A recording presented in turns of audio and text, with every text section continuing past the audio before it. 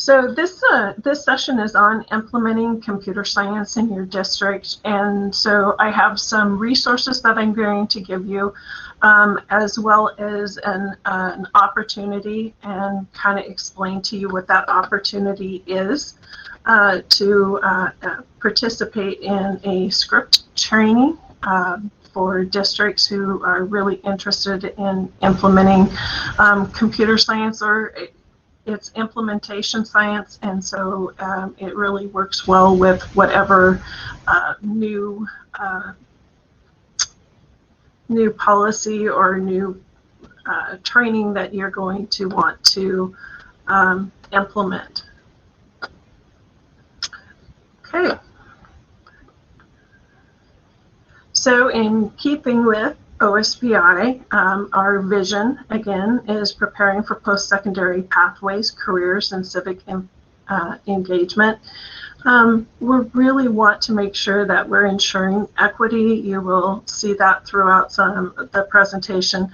Collaboration and service, really continuous improvement, which implementing computer science is a big part of, and then focusing on the whole child.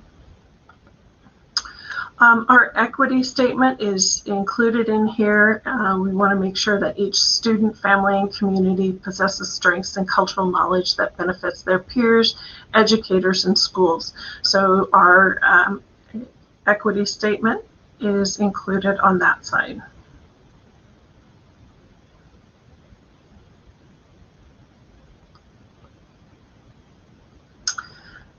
And as with all of our presentations, we would like to acknowledge the indigenous people who have stewarded this land since time immemorial and who still inhabit the area today, the Stigash Band of Indigenous People of the Saquesan Island Tribe. There is also some more link about that on the bottom part in the notes. And I apologize for any kind of mispronunciation that I've done. Not very good at that, so apologies. One of the things that we want to really make sure that people understand is that even though STEM is science, technology, engineering, and math, computer science is STEM. And computer science is as a foundation for everything that we do in computing, in business. The U.S. Department of Labor estimates 1.1 million computing-related jobs in the U.S. by 2024. That is huge. There is such a shortage right now, even. But 2/3 of these jobs could go unfilled. So we need not only just college graduates, but we do need, community college. We do need students with certifications. The computing really has become an integral part of our world. The demand for computer science education is increasing, especially as there are many careers that are including aspects of computer science in there. What we do know about Washington, though, is that there is a growing job demand, and really we expect, nationwide, that occupations are going to grow around 21%, and that's much higher than any kind of average growth. But in Washington, what we do know is right now there's currently over 13,000 jobs available, and there's an average salary of $112,000. So on a national average for all jobs, it's 41,000, and so computer jobs are considerably higher. And then the Washington State Employment Security Department has estimated for Washington there'll be over 230,000 annual openings between 2022 and 2027. So there are lots of opportunities, and it's not just in one career area, but in lots of career areas. One of our biggest challenges is our diversity needs going forward. Women only make up 47% of all employed adults, but in computer science, it's only 25%. So we, although we are increasing the number of women, we are far away from any kind of equity. Not only in that, our diverse population really is not represented, and some of the percentages there for Asian, Black, Hispanic, and Latino populations are there. I did also put some links there for more statistics for you to go ahead and look at. But it's definitely a challenge as we're moving forward, and there's a need in secondary education to help students see these potentials in these careers as they're moving forward, and then in elementary to really provide them with a computer science foundation that will interest them in computer science as they move through their school years. So where is Washington right now? Well, we had approximately 36,000 students take computer science classes in the 2019-20 school year. So very low, considering that we have 1.2 million students, but in high school we've got somewhere around 350,000 students that have the potential to take a computer science course. So it's about 8 to 9%. I did put a link to the report here so you can take a look and see what that data is. There was legislation to allow us to track that. And so we will be building a Tableau table also soon, so that we can show some multiple years and really get a good look at what is happening with the data and participation in computer science.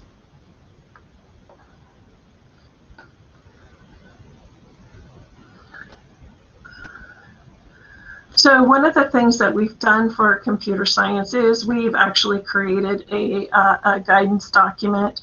We brought together a team of people across the state to take a look at what is computer science. We created the definition, and then we also provided the state course code list, how to code these for the computer science, which becomes pretty important when we start looking at the 22-23 school year, because that's when all high schools need to offer a computer science course.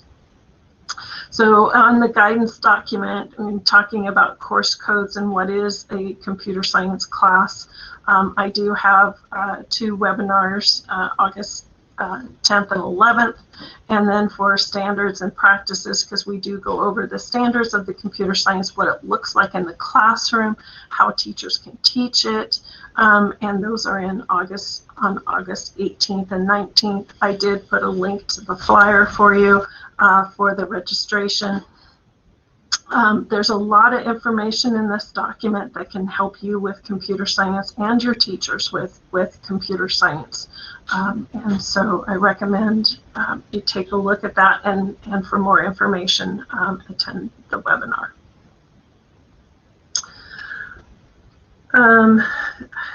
The other part that I want you to know is that there are lots of supporting agencies out there, and when we start talking about some of these things, we'll bring up some of these examples, but there are additional resources. We also have a brand new CS for All Washington website that does have some information, including for parents and students, and in the notes you will notice that all of the links and the site information are located for you in there. We are very lucky to have Access CS for All, because it's located at the University of Washington and Washington State, and so we do have a lot of resources that are nearby and they do offer a lot of training on working with those students with those disabilities to increase their access, especially to computer science and technology classes.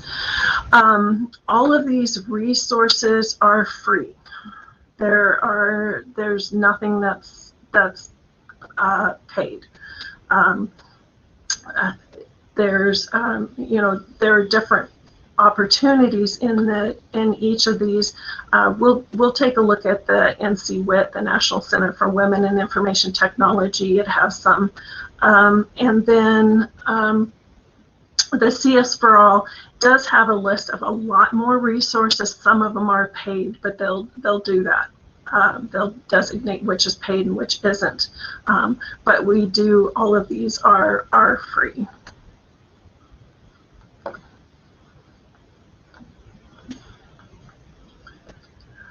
So a couple things that districts have started out on is really looking at their types of computer science offerings, and most of that can be looked at too from your enrollment data, to really taking a look at those, the number of students, who it is that is registering, and looking at why they're registering and how we can increase that. There are some materials out there that are free, that are available. One of them is really how to integrate computer science into algebra. Bootstrap, it's been around for, I'd say 8 years now, and they're constantly updating and providing more information in that. And then Growing Up Thinking Scientifically, Project GUTS, really helps to introduce that modeling aspect that computer science supports so well into science, and there's some activities in there. Project GUTS is really about integration, and so the primary focus on that is science, and so you will see science teachers finding that more applicable than some of the other projects that are out there. You also might find there's a gender imbalance, and really part of the gender imbalance and also the diversity, I think, goes back to elementary school. How are we encouraging students to participate in these types of classes? There will be some more information on counselors as we go ahead and take a look at this. But how do we achieve that gender balance? It's a difficult question. I did include that as one of the resources. There's some strategies around that. Also, keeping our parents and our communities involved in our computer science efforts. We've noticed a lot of parents are more interested in knowing what their kids are learning, and finding ways to keep the community and also parents involved as well. Another option is that some of our communities are really rich with software engineers or other IT workers. What we're finding too is after COVID, a lot of these people are working from home, and they're in our environments. And so some of them are great resources to coach, robotics. They can help host any kind of a computer science club meeting, and teach them particular skills that they might have. One of the things that the Computer Science Teachers Association is working on nationally is a Computer Science Honor Society. And so we hopefully will learn more about those strategies so that we can also recognize some of our students.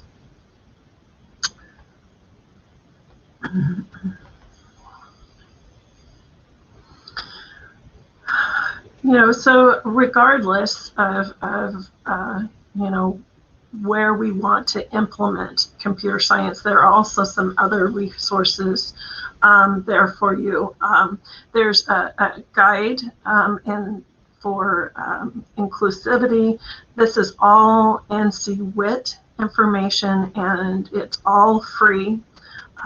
There's documents on how to actively recruit children or girls into it. Computer science for everyone, a toolkit for middle and high school.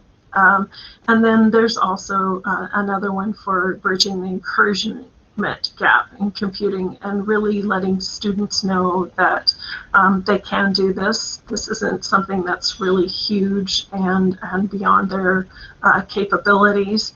And sometimes introducing kids to this will help with they might find their passion, which is a great thing. And it's another opportunity. So the links are in there for you. I also, again, put them down in the notes, so you can go ahead and take a look at those, as well as the links here. NCWIT is fabulous. In fact, they have a couple other programs that we'll talk about, which is Techno Chicas and also Counselors for Computing. To really help the counselor population understand what is computer science and hopefully open those gates a little bit for all students.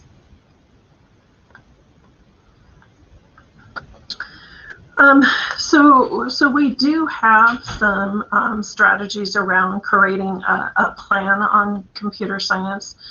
We really want to make sure that as we're creating plans, districts find that these plans are for them, for their unique communities and their situations and employers. So really creating a plan based on values, vision, and what's happening in the school, in the community around there. Trying to always have equitable access as a guiding factor in the list of things that we want to do to help create those computer science pathways.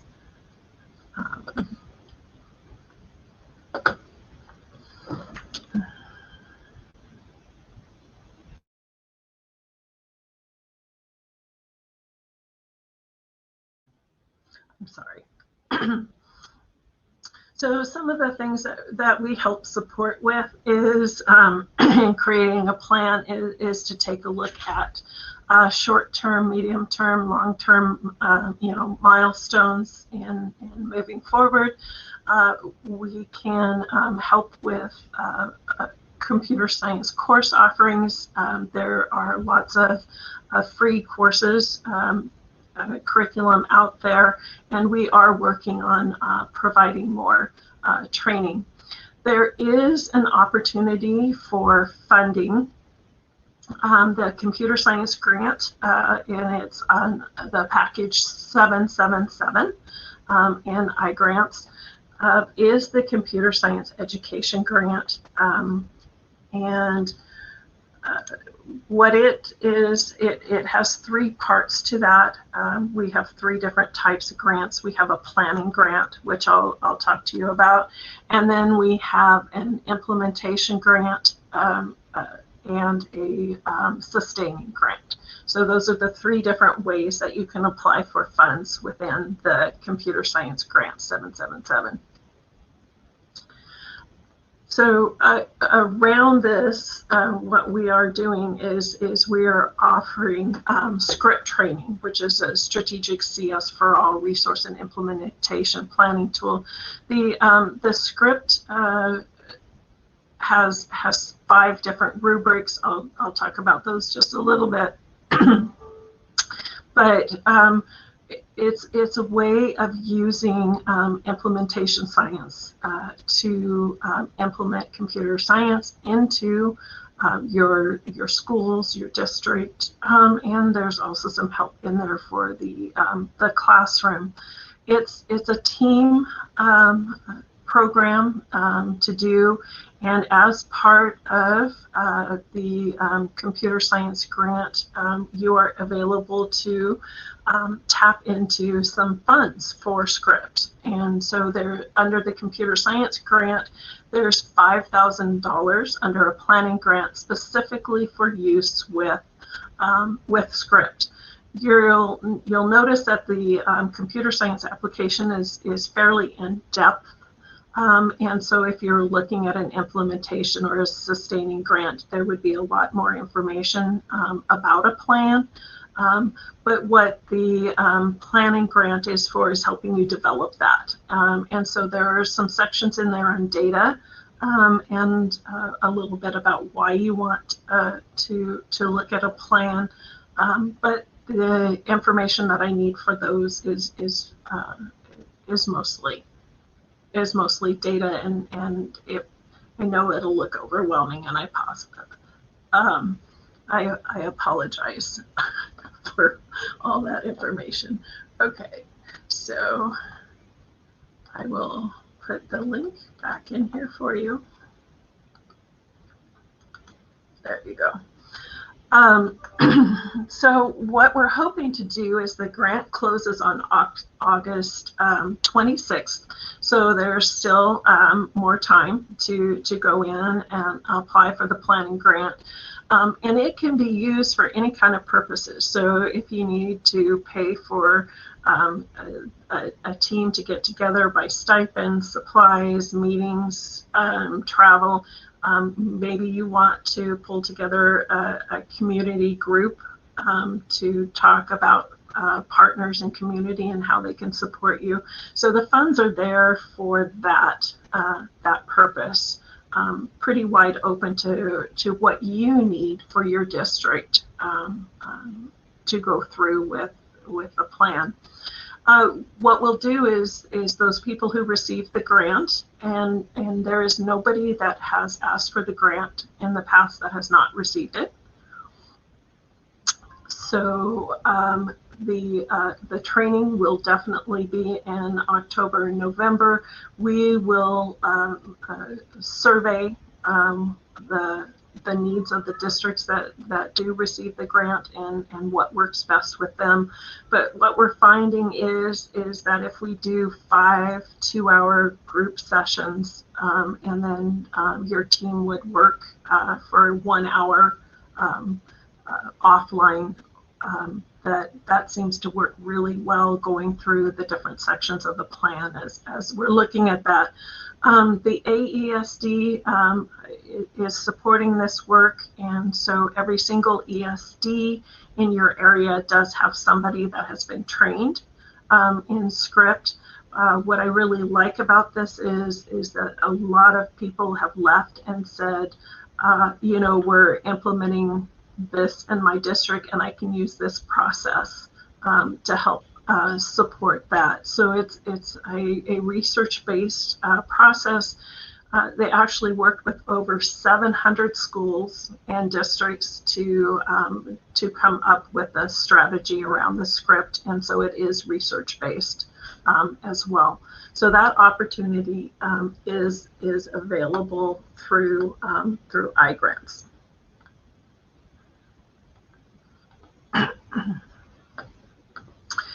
And so during script, what we suggest is that you bring teams of 4 to 5, and it really depends on your districts. We've had small districts bring 2, and we've had larger districts bring 8. The more people you have, the harder it is to come to consensus. So sometimes we're finding 4 to 5 is an optimal number to bring to these type of meetings. We really are going to do a lot of self-reflection, assess what you're doing now in your districts. We can't do this, you know, in isolation. Computer science is not, you know, a standalone. Really, when we think about this, it'll think about how to integrate it, identifying target areas for goals. And we realize that you guys have lots of other work and lots of other goals. And so being able to, though, modify this for your needs is a great aspect of this program. And we will create 3 6-month and some long-term goals in going forward. So the 5 areas that we really look at, first of all, is vision. What do you envision your district doing? But we will look at and provide guidance around materials and curriculum, talk a little bit about content refinement. We'll discuss leadership and how that looks in your district, how you want to create that leadership around computer science. Teacher capacity and development. And that is something that OSPI, in collaboration with the ESDs, we're working on how we can provide you guys with some more teacher training opportunities for development and implementation of curriculum.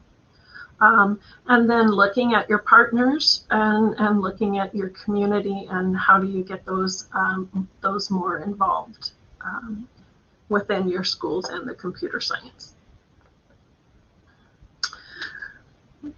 So there is kind of a vision that we kind of look at. First of all, for your districts, is what is your vision of computer science? Some people might think it's going to be a full pathway. Other people want to work on middle school. Really, your vision at first is what we take a look at. What is it that you want to do, and what is it you want to work on? There was a really great white paper, CS for What. I did put the link into the chat for you. There's a little Medium article which explains it, and this is an actual publication where they talk about the different aspects of implementing computer science. And what we're finding is that there are several different impact areas.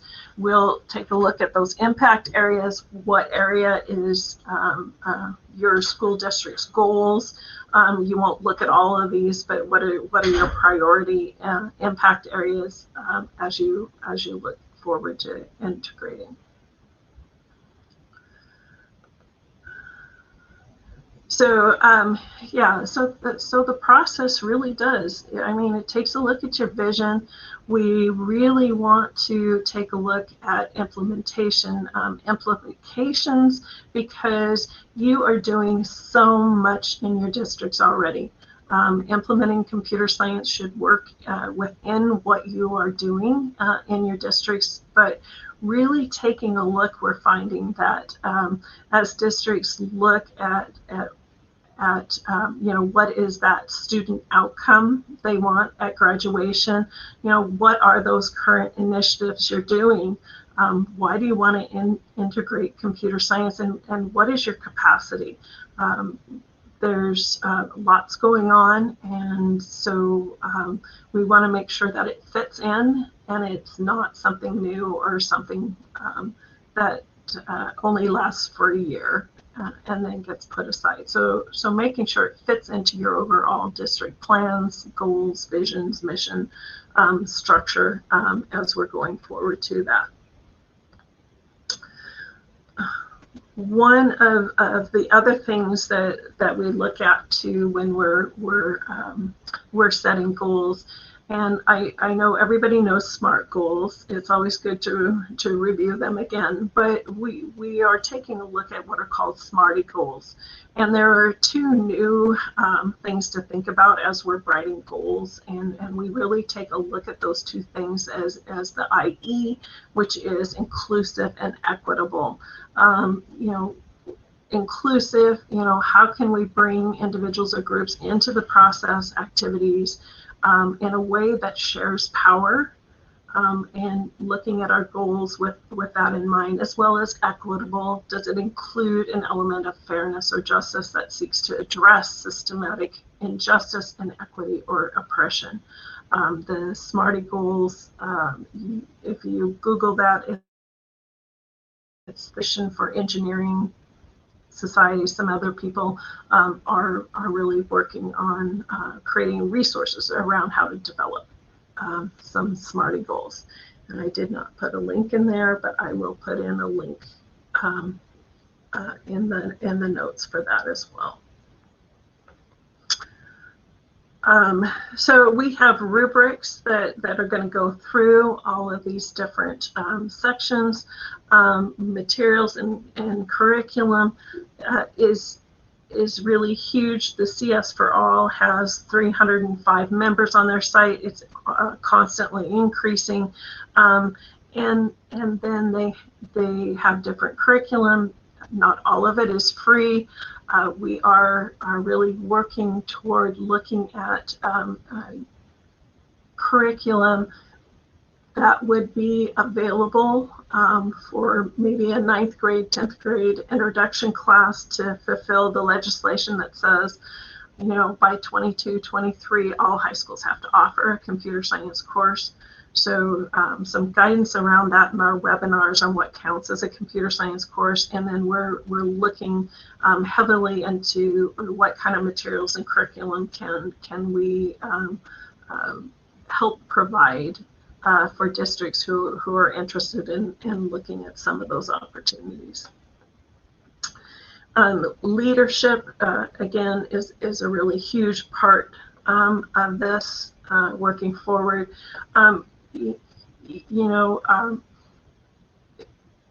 There's lots of teachers out there that go to conferences and they get information and they come back and they're all excited, but we really don't know how it all fits in. And I am totally guilty of that.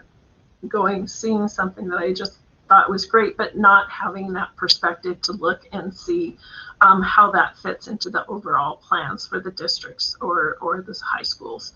And so this is not a bottom-up success story. It's really a top-down, how can we support that work in those classrooms and in those schools. So talking about that leadership piece is key.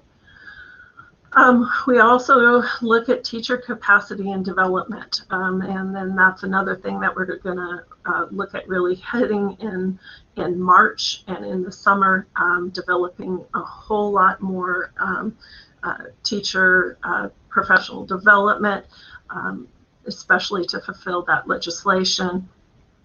And so goals around, what you want it to look like, what do you want those entry-level courses to be? Do you want to look at middle school?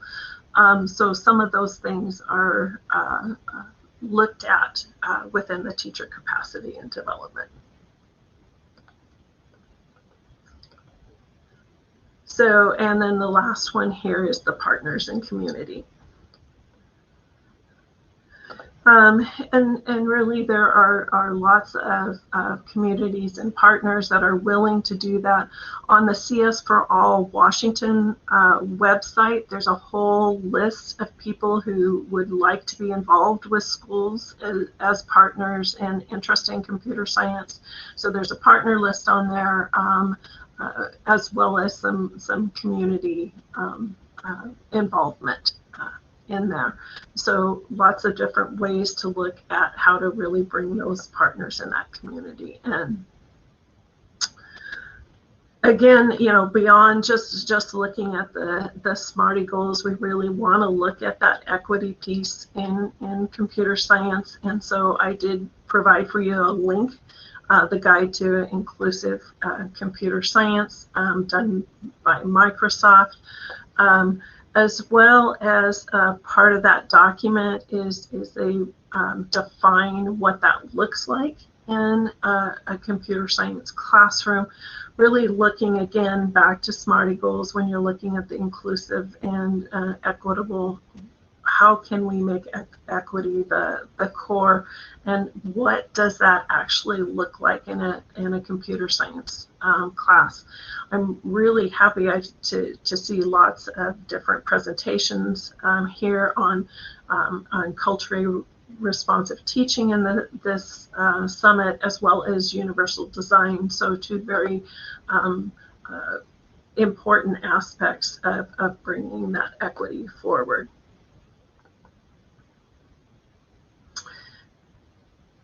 So one of the biggest things that we looked at, and NCWIT has a whole program, is looking at how to change guidance counselors who think computer science is only right for a certain type of student, giving students who might not seem like they're the type or have the geek gene, which does not exist, is giving them that information there. So NCWIT has that. I'll be talking about where to get that information.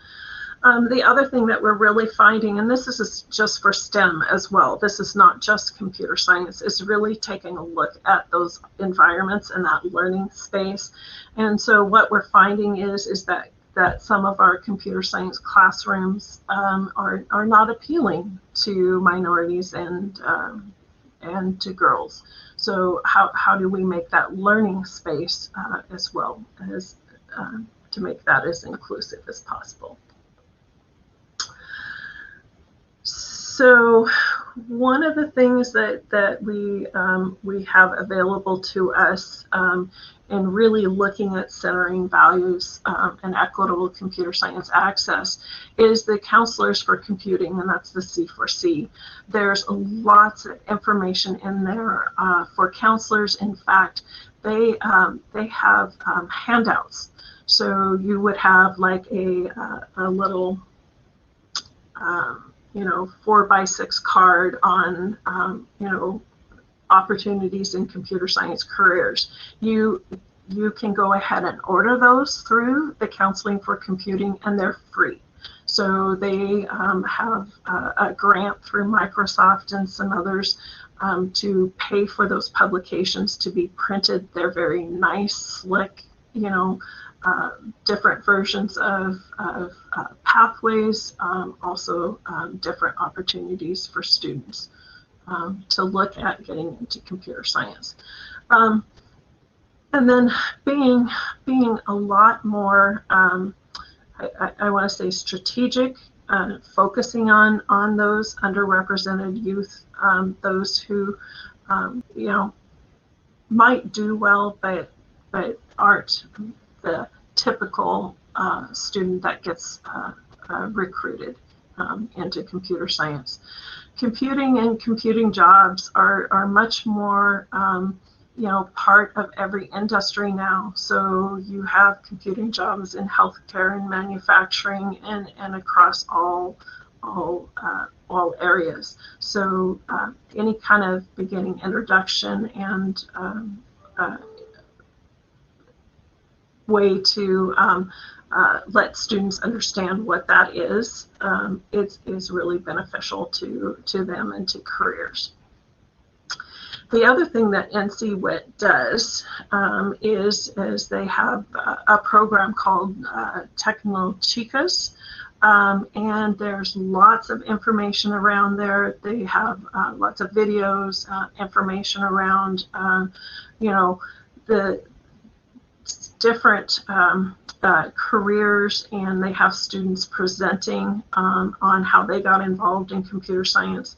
There's also a lot of publications there for family, because it's really important to reach out to the families in these populations.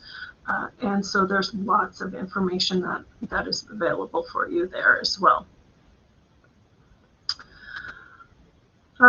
We do know that we do need to look at different ways for students with disabilities to have access in computer science.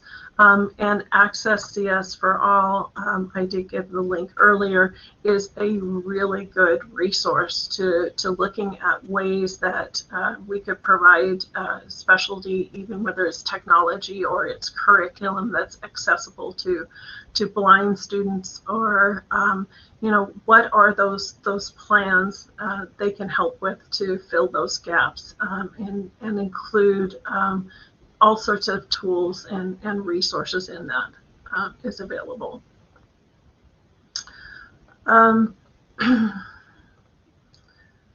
So there is some other information in here. I do want to leave a little bit of time for questions. So as we get going, there's going to be some guidance coming out for computer science and looking at equitable access, culturally responsive computing education, a CCDI for computer science, and we'll be taking a look at that as it comes out from the Computer Science Teachers Association, and how does that work with our state guidance around CCDI, and we'll be working on ways to help incorporate that into our classroom. But there are some other resources that are available from the earlier slide as well. We do have some exciting news. We will be doing a computer science summit, and what's been great about that is that the AESD is going to let us use Hopin. So we're really excited about that opportunity to use Hopin. It'll be a Friday night. Saturday, it's going to be all virtual. We're just not ready yet to take a look at in person and work forward with that. So save the date. More information is going to come out really after this conference, after this summit. We'll be sending out some more. We're going to take a look at why computer science. That's our goals here. Looking at how can we improve that landscape, how does CS really improve student learning, what are the different ways we can support access, and how does this support school reform. We will be sending out the first part of August a call for presenters, and we did do a survey last spring that had a lot of people who volunteered, and we'll be contacting them as well. Just a reminder too, that you guys know that the Senate Bill 5299 just recently passed, went into effect on the 25th, basically states that it gives us a substitution for computer science credits. So looking at our guidance document, looking at the information we'll be presenting in the webinar, all computer science courses, all 41, can be used as a substitution if it fits into a student's high school and beyond plan for third-year math and a third-year science. We are working right now with the higher education institutions to develop some guidance around how that's going to be used, but that was a huge piece of legislation that was passed that we really need to look at what that looks like as we look at implementing it. If you have questions, you can go ahead and email me anything that you want more information on, or you have questions. If it's in regards to CTE, Lance is a great person to contact at OSPI for how this works within the CTE curriculum and work. If there's anything else that I can do for you, just go ahead and let me know, and I will open it up for questions. We do have some time that's left, so chat questions. Darcy will help me figure out where that goes. Otherwise, thank you very much for attending. I really appreciate it. I hope you guys are having a great time at the conference. This has been really nice for us.